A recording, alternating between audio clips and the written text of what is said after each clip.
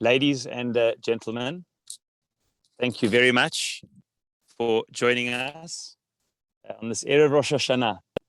In a few moments, in the next hour, it'll be Erev Rosh Hashanah in Israel, a couple of hours in Europe, and of course, late in the day in the United States and in the Americas. It's already well into the evening in Australia. For those who are joining us from there, it really is our honor and privilege at World Mizrahi to launch and initiate this Shemitta year, as we know, this unusual blessing of the seventh year with all its blessing, its opportunity, its complexity. The Shemitta year, which happens every 7 years, as we know, a command mentioned many times in the Torah, including in the coming parsha, deeply interlinked to the Jewish mission, to the centrality of Israel, the concept of a Shabbat, of Shabbat Haaretz, of course. We have the Shabbat during the week, and we have the Shabbat, the universal national Shabbat, every 7 years of the sabbatical year. In many different programs that we've initiated at World Mizrahi, we have our special campaign to strengthen the yeshuvim in the Gaza frontier. All the agricultural communities, literally as we talk, are going to be under threat over Rosh Hashanah, with army units going down to give support. And you'll have seen some of the publicity that we're going to continue to invest in. A campaign of setting up a fund to strengthen those communities, specifically in the Gaza periphery and that frontier and the agricultural settlements there, and many other programs through the educational programs throughout the course of the Shemitta year. And we felt it most appropriate to begin as just before Shemitta comes in with a perspective and Shlita. We are blessed that Rav Yosef Zvi Rimon plays a major role in what we do at Mizrahi. He's the head of our educational advisory board of our leadership programs. He is our head of our Smicha program, oversees the Smicha program that we have, and we had our first 9 graduates of our Musmachim program, many of which have traveled around the world to serve communities, over 30 participants at the moment in the Smicha program, and many other programs that we have at Mizrahi. Rav Rimon is our go-to person, our advisor, a halachic posek, who we seek advice from on many different halachic issues and educational advisory issues in general. And I also want to take the opportunity to wish a mazal tov to Rav Rimon, who has just been appointed the rabbi of the Gush Etzion area, of the Regional Council of Gush Etzion, over and above his many other rabbinic roles, as what he the driver of the Sulamot educational programming, the Rosh Yeshiva of the Machon Lev, Beit Midrash, the Rav of Alon Shvutbet, the community, and so many different roles. So it's our honor and privilege. Rav Rimon, thank you very much for joining us, and thank you for agreeing to speak in this platform of Jews in Israel and all around the world, to give us perspective on Shemitta, on this unusual opportunity with all its complexities, but this tremendous bracha of the Shemitta year of Taf Shin Pei Bet 5782. Thank you very much, Rav Yosef Zvi, and we look so forward to hearing from you and learning from you on Mizrahi TV and on this particular Zoom call to inaugurate and initiate the Shemitta year and Shemitta program for Mizrahi Taf Shin Pei Bet B'Chavod, Rav Yosef Zvi Rimon Shlita. טוב, שלום לכולם, תודה רב פרץ. You have to understand, you know the feeling 5 minutes before Shabbos, we have to light here the electricity to put on the plata to put. You have to understand, this is a feeling now in Israel. It's unbelievable. I have now 865 chats and questions, and everyone is, wow, what to do now? What do we do before Shemita? And a lot of places report that everyone is coming to buy now pots and other things before Shemita all over Israel. You feel the excitement before Shemita, like Erev Shabbos. In few minutes is Shabbos, Shabbat Haaretz. And it's very exciting. It's not so easy, but from the other hand, it's exciting because we know we deal with something that Am Yisrael didn't have the privilege to be here to deal with it for 2,000 years. Someone came to me and asked me about my books. And he said, I want to ask you, I understand, why did you write books on Ilchot Shabbos? I understand Shabbos.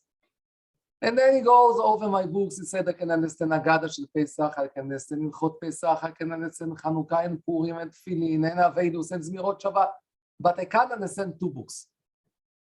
Why did you write a Shemita book? I mean, this is unique. And why did you write two books for the army soldiers? I thought a minute and then I told him, I like to answer questions in all areas.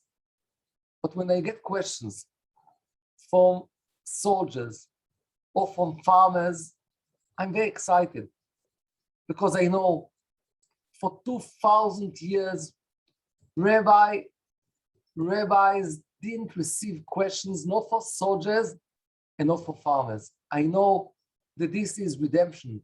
This is Geulah. After 2,000 years, we have the privilege to be here in Medinat Israel, Eretz Israel, Tzva Hagana Yisrael. It's unbelievable. This is redemption. This is Geulah, and we should be happy and excited to keep Shemita. And I want to tell you in the beginning something that I just received. You know, it's not easy because you have to know the rules, what to do in your garden, what to do for farmers, that it's much more complicated. And really, we have rules and we show the rules. It's not so complicated. But sometimes I get a message that gives me, wow, a warm feeling.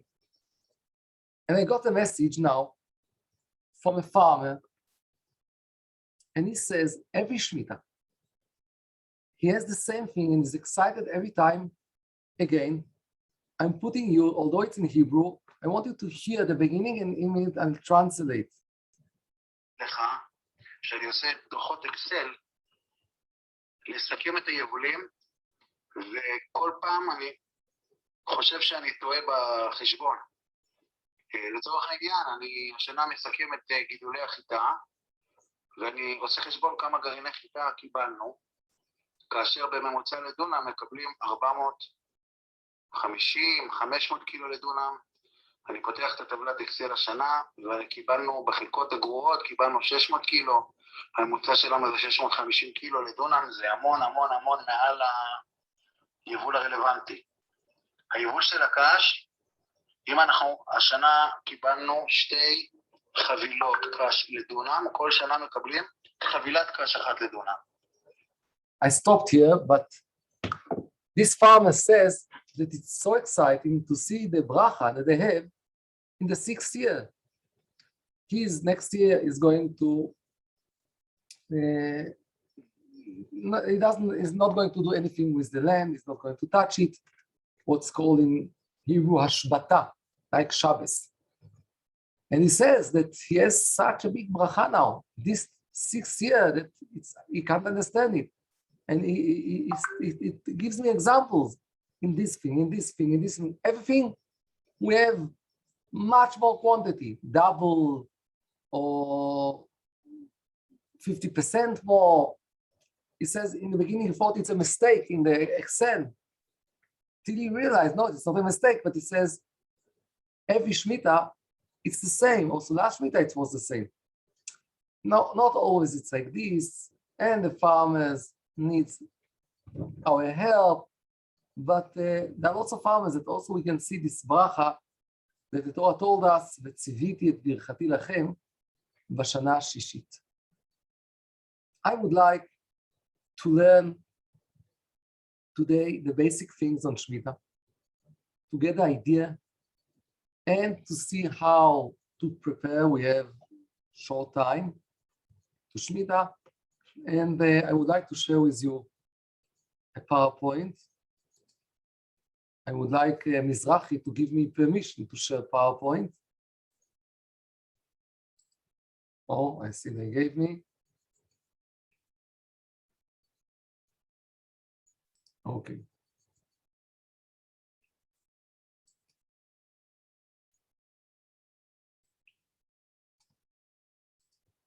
It will start with psukim in Hebrew, but I'll translate, and afterwards it will be in English. Don't worry. 1 minute.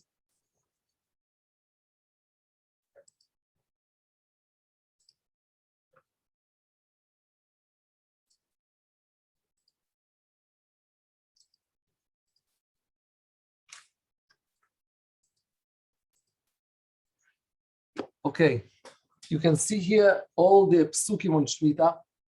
We won't read all of them, but Shemita appears in Shemot Kaf Gimel, Parashat Mishpatim, and the Torah tells us there what is the goal of Shemita.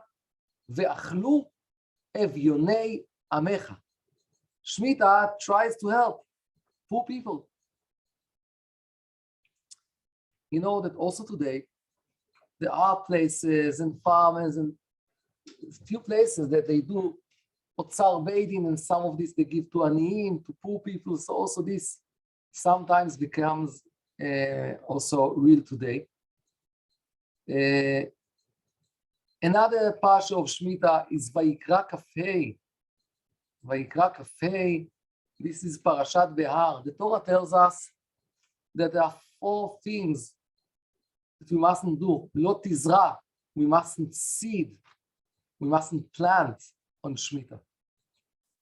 Lo tizmor. We mustn't prune. Prune means that you cut the tree, the branches, that the tree will grow better. Lo tiktzor velo tivtzor. You mustn't trip, you mustn't pick, you mustn't harvest. Those are the rules that we can see here on Shemita. The Torah tells us also here, והייתה שבת הארץ לכם לאוכלה, לך, לעבדך, לאמתך. Also here the Torah says that everyone can eat from Shemita, but the Torah here doesn't tell us anything about poor people. And when we look carefully here, really the goal is Shabbat LaHashem. 7 times we have the word Shabbos here. Shabbat. Shabbat LaHashem. The goal here is not because of poor people, but to understand that everything belongs to Hashem. Everything belongs to God. And because it belongs to Him, so everyone can eat. Also the poor people, also everyone can eat. But it's not like Parashat Mishpatim that spoke about poor people. We have also another Shemita in Dvarim Tetvav, Shemita that speaks about money, about Shemitat Ksafim. In the end of Shemita, all the loans will be cancelled. And the Torah says there, you see in the left side, Efes ki lo yevecha evyon. The Torah speaks there also on poor people. So we have Shemita also in the social side and also in the spiritual side. You know, sometimes we say Shemita, sometimes we call it Shvis. In the Torah, we can see that every time that it speaks on the social side, the Torah will call it Shemita. Shemita means live, give other people, ta'azov. This is Shemita. Every time the Torah speaks on the spiritual side, it will speak about Shvis, Shabbat, Shabbaton. So we have Shemita that affects us also in the spiritual side and also in the social side. Those things today are not exactly like the time of the Torah, but lots of those things we can feel also today. Some of them will speak later on.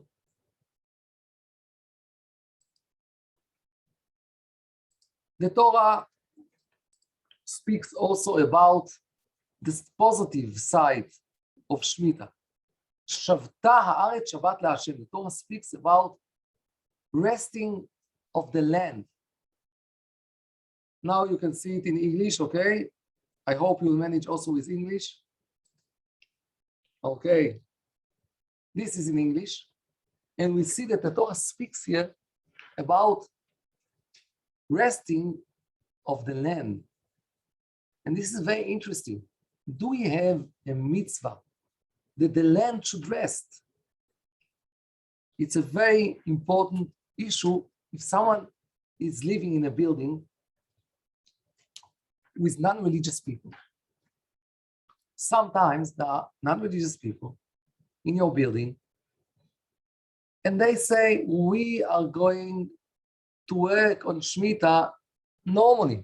We are not going to do any break on Shemita. The garden will come and we work normally. What do you do? Lots of people from Israel came to me and told me that this is the situation. So first of all, I have to tell you, if the gardener would like to listen, we could give him instructions that he could have a nice garden and still he would keep Shemita. All gardeners spoke to me. I gave them instructions, and after the instructions, they said it's good for them. They are going to follow Shemita rules. I want to give you one example that in the Botanic Garden in Jerusalem, that it's huge garden, everything there is agriculture. They called me and asked me to come to see the things, to speak about Shemita. I went there a few hours. I went around and I spoke about Shemita and I told them all the rules and the things. And in the end, they said, we are going to keep Shemita. And if the botanical garden can do it, it's also a building in Tel Aviv or Holon, they can manage with their garden. But sometimes they are obstinate. They are not ready. They say, no, we are going, okay, you're going to work there. So then the religious person that lives there in the building told them, I'm not going to pay for the garden. So they said, what do you mean I'm not going to pay for the garden? He said, I'm not going to pay. You are going to work on Shemita. I'm not going to pay. And then he said, you know what? I'm ready to pay more for the cleaning of the stairs instead of the garden. Okay. He asked me, is it okay? And I told him, it depends exactly in our question. Does the land need to rest? Rav Kook asks this question, if the land should rest. And he says that depends if the land should rest, so then we won't have a hater also if a goy is working there. And because of this, I told those people to go in front of 3 people and to tell them that they are doing hefker, ownerless of the part in the garden. And then it's not theirs on Shemita. They don't need to tell the neighbors anything. Then it's also not theirs on Shemita, and then they can work. And if the garden is working there, it's not a sin for them.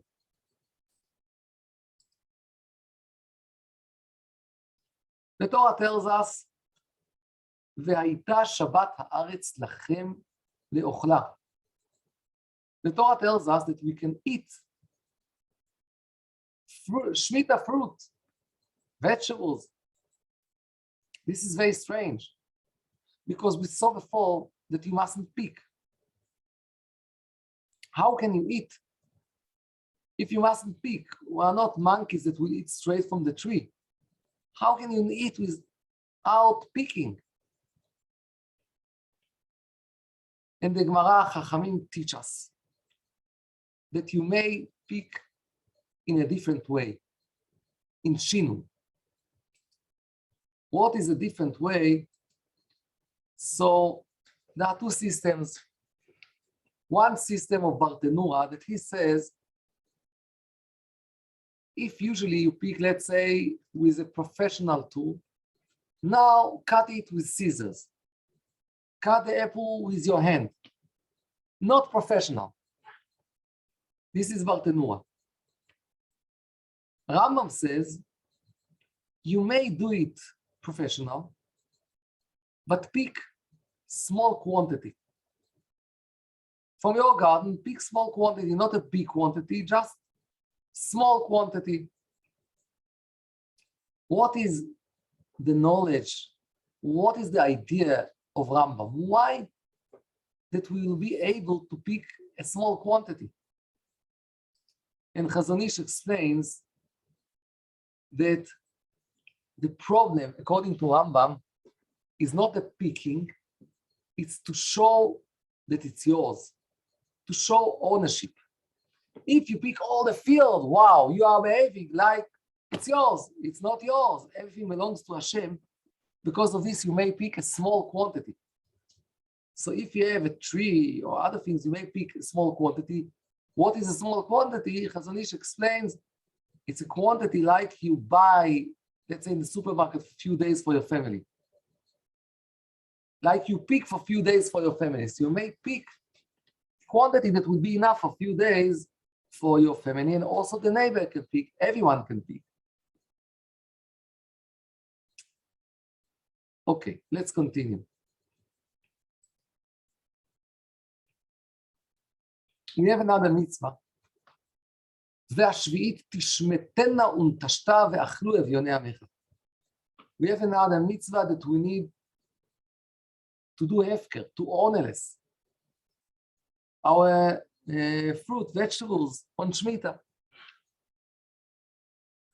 So first of all, I have to explain, all this is just for fruit that connected to Shemita. All the fruit that will be on the tree another few days. Let's say I have a tree of apples, an apple tree. I have pomegranates in my garden. If someone doesn't know how to read Hebrew and he doesn't know how to read Rimon, my name, so you can see Rimon. You can see a pomegranate. And all those things, all the pomegranates, all the apples are not connected to Shemita at all. They are not holy in Kedushat Shvi'it. No one may pick them because in fruit, just something that started growing in Shemita, just this is a part of Shemita. So fruit we'll have just in few months, just in the summer, we'll have Shemita fruit.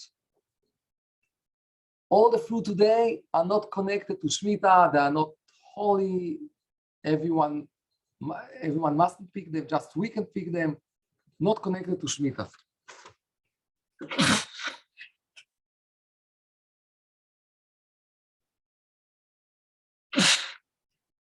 Vegetables, every vegetable that will pick after Rosh Hashanah will be Shemita.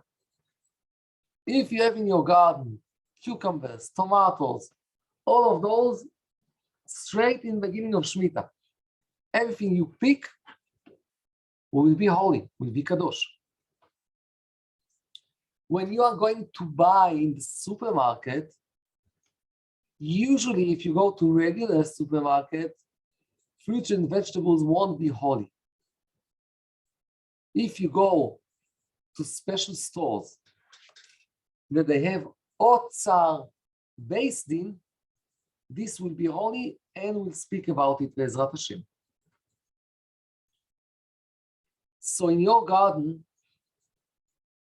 if you have vegetables now, fruit in half a year, and also the fruit will continue to the 8th year, everything that started growing on Shemita will be holy. So also the fruit in the 8th year, like my mother, Aliyah Shalom, used to say that usually you say that Shemita is a year, Shemita really is 2 years. Because we have another year with all the fruit. So all the fruit, if you have in your garden, you have to do hefker, to honest. There is a question, is it something that you need to do? Is it something that it's by the man that you need to do the hefker, to honor less? Or you say, no, it comes automatically by Hashem, by the king. What happens if someone didn't do hefker, didn't honor less his fruit, is not religious at all, let's say? If you say that it's a mitzvah on the man, so if he didn't do it, so maybe it won't be hefker. But if you say it's the mitzvah on something that happens automatically by the king, by Hashem, so it will be hefker in any case. Rav Kook says, in any case, you should ask for permission. So we have to teach children and teenagers that you can't go around and just pick fruit and vegetables without asking, or at least that you see a sign that says hefker. You know, in Alon Shvut, where I live, to come from school home takes around 7 minutes. On Shemita, it takes the children maybe an hour. They go in every house, they pick this fruit, that fruit, they like Shemita. But we have to teach them, first of all, that in the beginning, it's not connected to Shemita or the fruit, just vegetables. Secondly, that they can't pick if you haven't got a sign that tells you hefker. And third thing, that the fruit are hefker. The fruit belongs to everyone, but the garden is not hefker. The trees are not hefker. You can't go inside and destroy everything. You have to see how to keep the garden, just to take with scissors the few fruit and that's it.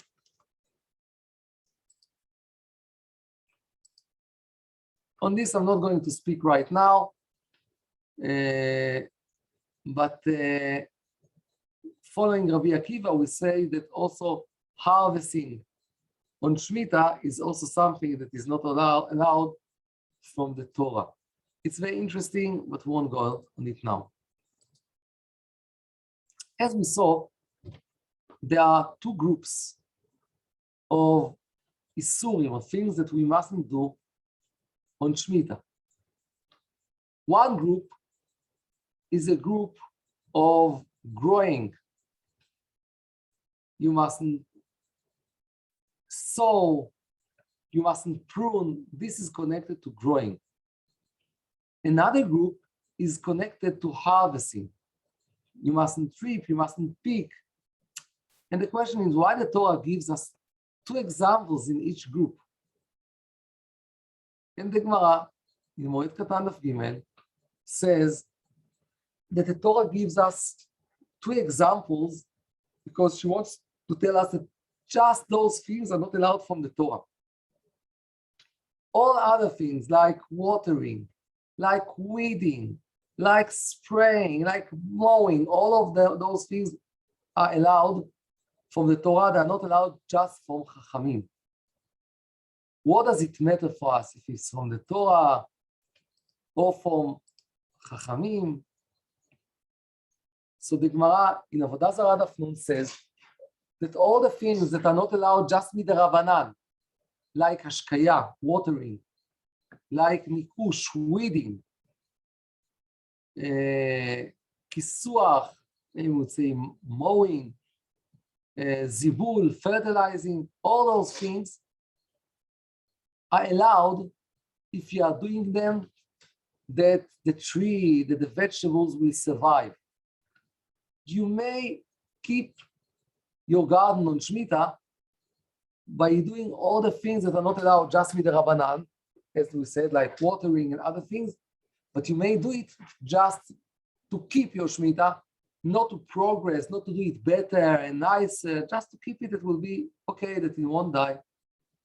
And I want to tell you now the rules how to treat your garden on Shemita.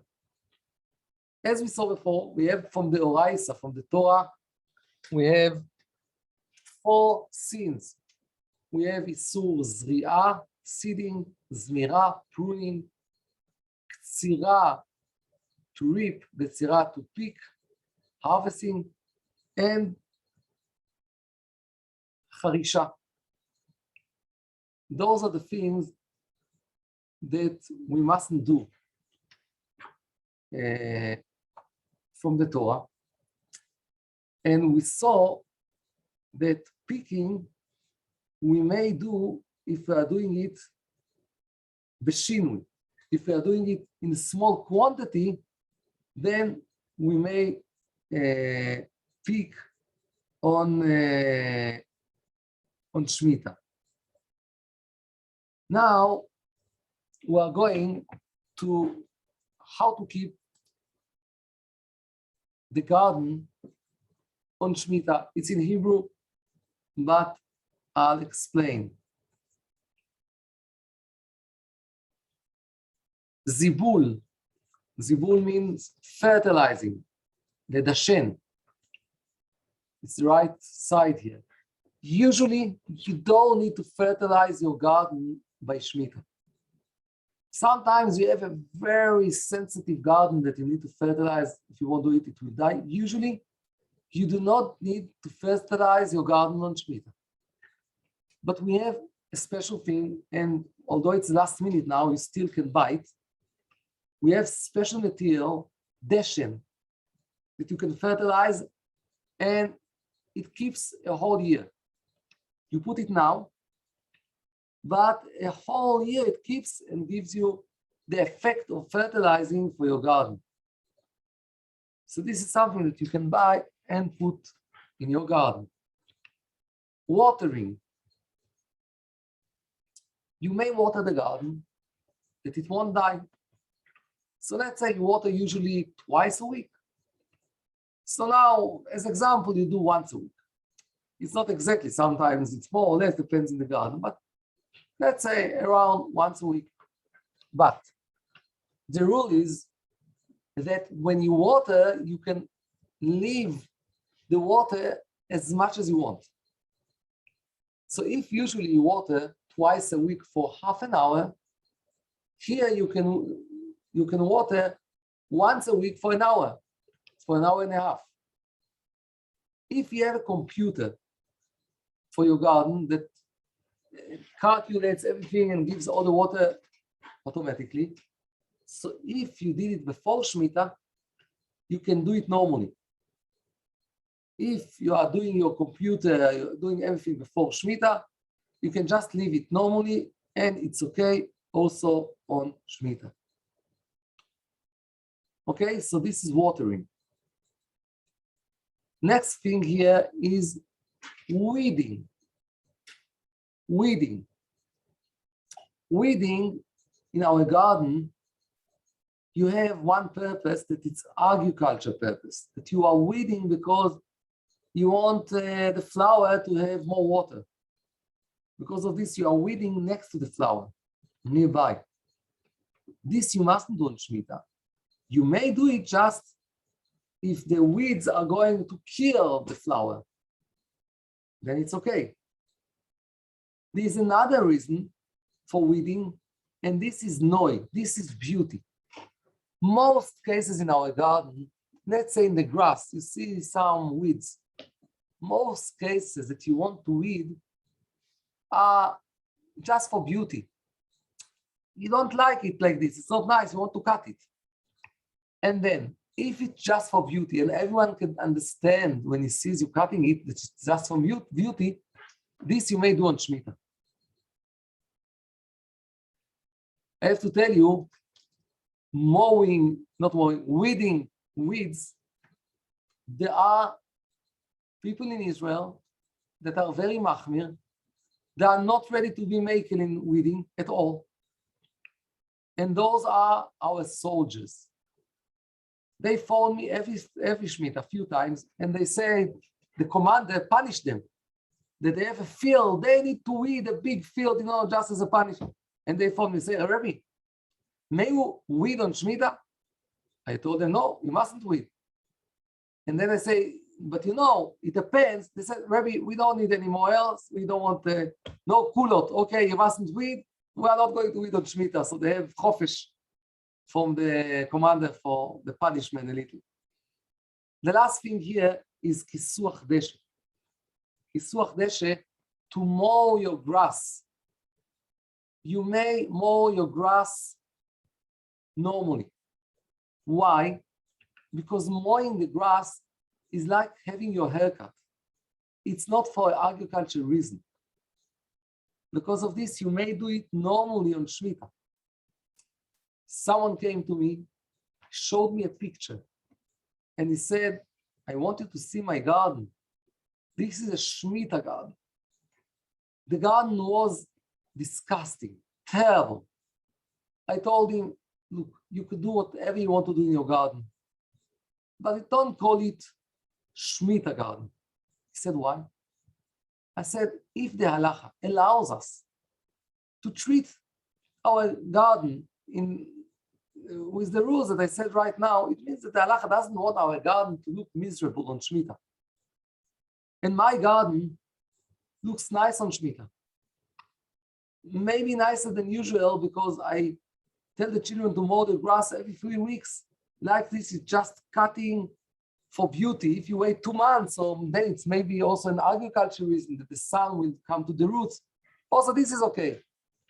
But you can be mehadrin and it can be nice. People have a mistake. They think mehadrin should be miserable. It's not true.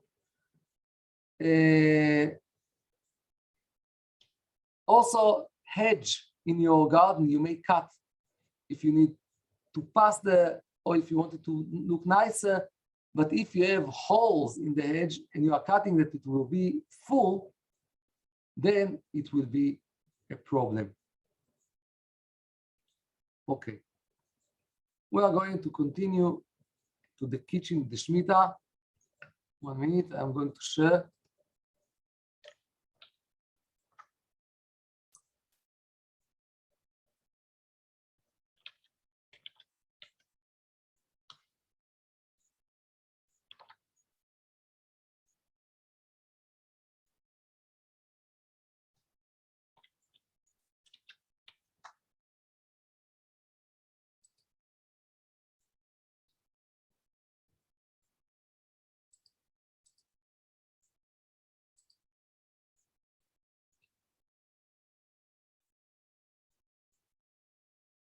Okay.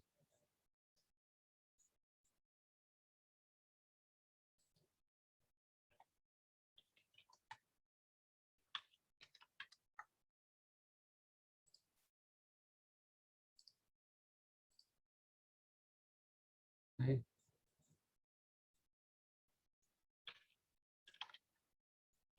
Okay, you can see the English summary for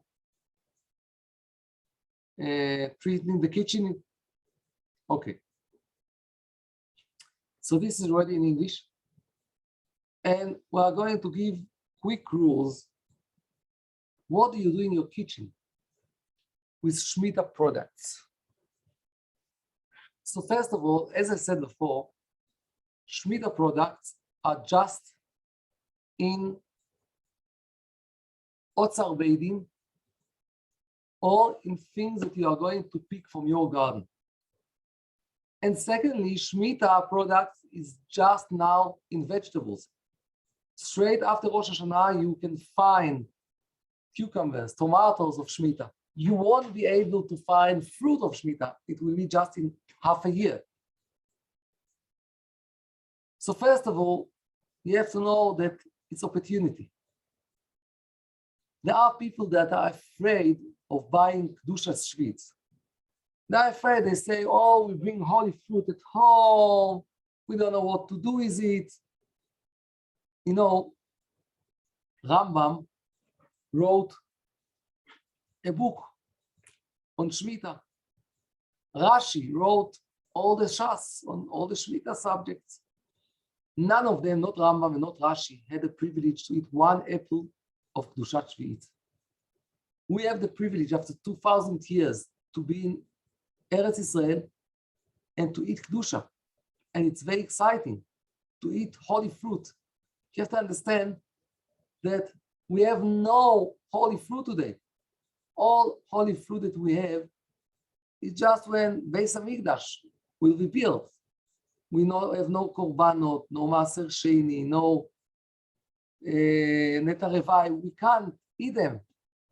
Kedusha Shvis, it's the only holy food that we have today. Matzeh is not holy. Matzeh is something that you do with it a mitzvah. It's not holy.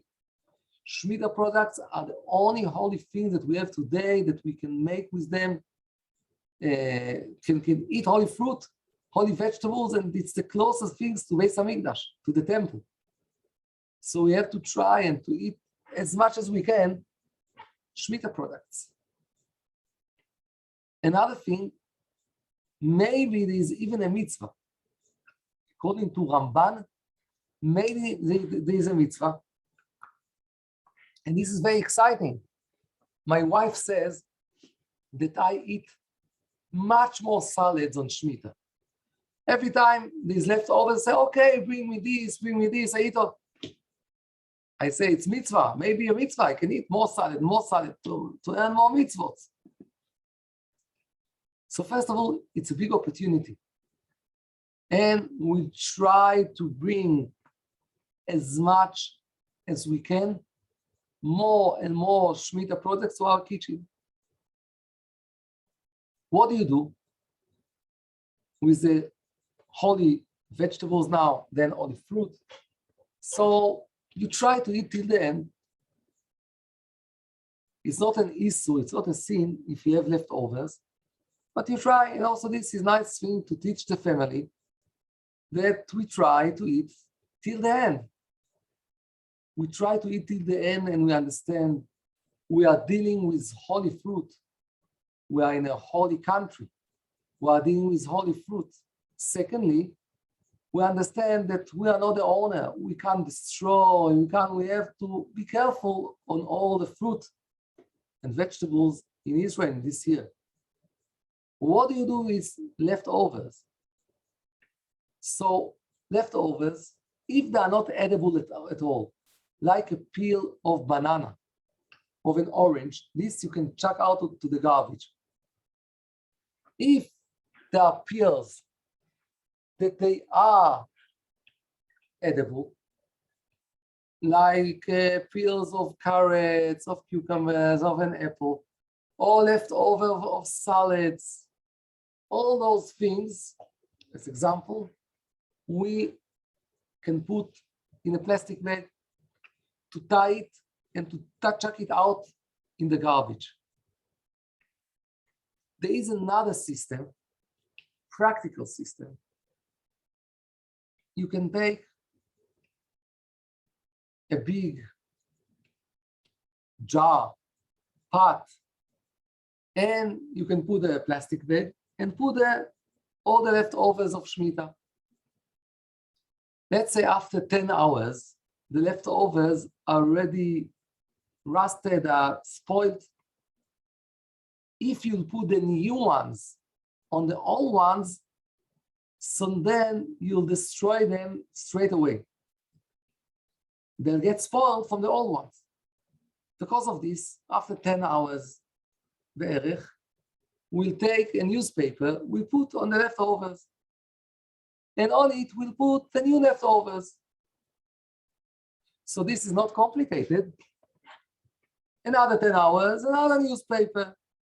Whenever you wish, you close the plastic bag and you chuck it out. So also this is not complicated. We have something very exciting. If you take, let's say, zucchini, and you take zucchini of Shemita, of Kedushat Shvit, and you cook a soup. Everything, also the water, is holding Kedushat Shvit. It's very exciting, right? Kedushat Shvit, we have more and more. I hope it brings you to be exciting and not nervous. But it's very exciting. We have more and more Kedusha. Let's say you took potatoes of Shemita and you make chunt. All the chunt is kadosh, also the meat. Everything is holy. So it's very exciting. You eat meat and you eat kedusha. The water of the soup, kedusha. All the other vegetables in the soup, kedusha. What do? So first of all, you try to eat till the end. And if you have leftovers, so today there is no problem. Once it was complicated years ago, 1,000 years ago, 500 years ago. Today there is no problem. We have plastic bags. You take them, you put all the leftovers in the plastic bag. Of the chunt, you tie it, you put it in the garbage. Of the soup, you tie it, you put it in the garbage. You know, in Israel, they started charging money for all the bags, the plastic bags. But till today, they charge money just to the bags that they have handles. The bags that you can see through them, that you take for the vegetables that you cut, they are for nothing. You know why they are for nothing? I think it's connected to Shemita. Because the bags with the handles, always there is a hole downstairs. This you can't use. No. The plastic bags that you cut it, they are for nothing. Most of them are waterproof. So like this, you have a lot at home because it's for nothing. You take all the leftovers of the soup, of the chunt, you put in this plastic bag, you tie it, and you put it in the garbage. So also this is not complicated. What do we have else? Uses. You can't do something not normal. You may cook just things that you are used to cook all the year, you can cook by Shemita. You may squeeze or blender just things that you are used to do them. And I have to tell you, in this, we have a big change on this Shemita that wasn't on last Shemita. Something in the world, a trend in the world came, and the name is shake. Everyone makes in the blender shake. Also in Israel, everyone is making shaking. Now, because of the shake, all the fruit today you are putting in the blender. It's very difficult to find an example for fruit that you don't put in the blender. And also vegetables. You know, if 7 years ago someone would ask me, may you put on Shemita in the blender, may you put lettuce? I would tell him, are you crazy? Who puts lettuce in blender? Today, lots of people are starting the day with a green liquid, green mashke. They are taking lettuce and celery and spinach and apples and cucumber. They put everything in blender and they drink it. So because of this, it became normal. And because of this, everyone can do it on Shemita. And because of this, it's much easier today than it was all the years. So you try to eat till the end. You have leftovers, they're not edible. You just chuck them out, like peel of banana or orange. If they're edible, okay, so then you put them in a plastic bag and then you chuck them out. Or you put them a few days, a few hours, and you put the newspaper, as I said before. If you have leftovers on a plate, on a saucepan, pot, that you wash in the tap, so it's no kedusha. You may wash in the tap there's some leftovers that stays on the plate. This is okay. So really, it's not complicated. So what do we have? So Rav Kook says, okay, don't take ner avdala candle. So you mustn't take, Rav Kook says, and you mustn't extinguish in the wine. Okay, so we want to extinguish in the wine, we'll take water and we'll extinguish in the water. What happened in the end of the avdala? When I do avdala, I finish the avdala after I drink from the gavia, from the cup, I drink from the plate, all the leftovers. Really, I don't need to do it because I can wash it in the tap, as I said before. And also, if I wouldn't be in Israeli, I could take it back to the cup and drink it from the cup. But I want to show everyone I deal with Kedusha here. I'm finishing till the end, that everyone can understand we are dealing with Kedusha. Before I'll end, I want to ask you if someone here has questions. I see there are a few questions in the chat. And if you have more questions, I don't know if you can open yourself to ask. If you can, it can be a possibility. You ask about balloons that sent from Gaza here in the chat.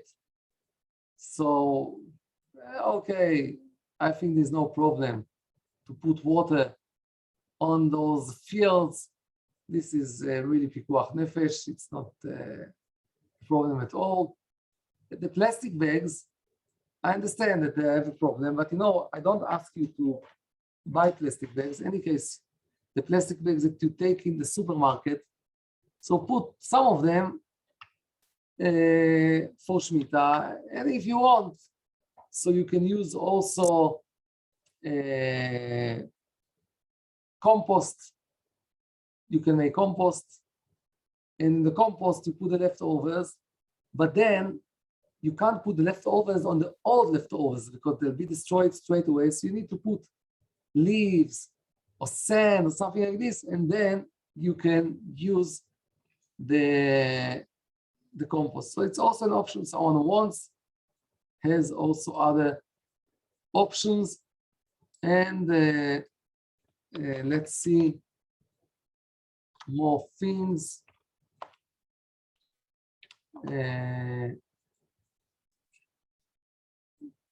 Look, to prune grapes, grape wine, this is a big problem. You can't do it on Shemita. Sometimes for farmers, we have special rules, special systems. I have few movies in Hebrew in the internet that I'm teaching farmers what to do. Some of them did a pruning before Rosh Hashanah, and if you need to do it in the year, there are systems. Usually you try to do it by Goy, not by Jewish person, but you won't do it also by Goy. Like this, you'll do another thing that, let's say you do it not exactly in the right place, be'erech, this is an option. Another option is to do it with a tool that cuts it not till the end, and then with your hand you break it. So there are a few systems, and if it's in our garden, we won't prune at all. If it's a farmer with lots of grape wine, so then we'll tell him, we'll give him the rules, as I started saying right now. If you have water of olives and other things, usually they are not edible. Usually, actually, I don't know if you'll have Kedushat Shvi'it so much in them. Maybe in the end of the year you'll have Kedushat Shvi'it. If they are not edible, not tasted at all, maybe you can check them out. If you are not sure, so it's better to put it in a plastic bag, as I said before. If you have, it's also another important questions. If you have pots, if they are inside the house, and you have also roof, and it's also disconnected because it's on a plate and on the floor, disconnected from the ground, so then you can treat it normally. If you have it on a balcony, so then it depends. If on the balcony you have also floor and also roof, ceiling, so then it's like pots in the home that you can do everything. But if one of those two things miss, or it's disconnected, but there is no ceiling, or there is ceiling, but it's direct to the ground. Also, if it's a very high floor, but there are holes in the pot and nothing between the holes and the ground downstairs, so then you have to treat it like the garden. Although it's very high, you need that you'll have a plate or something that won't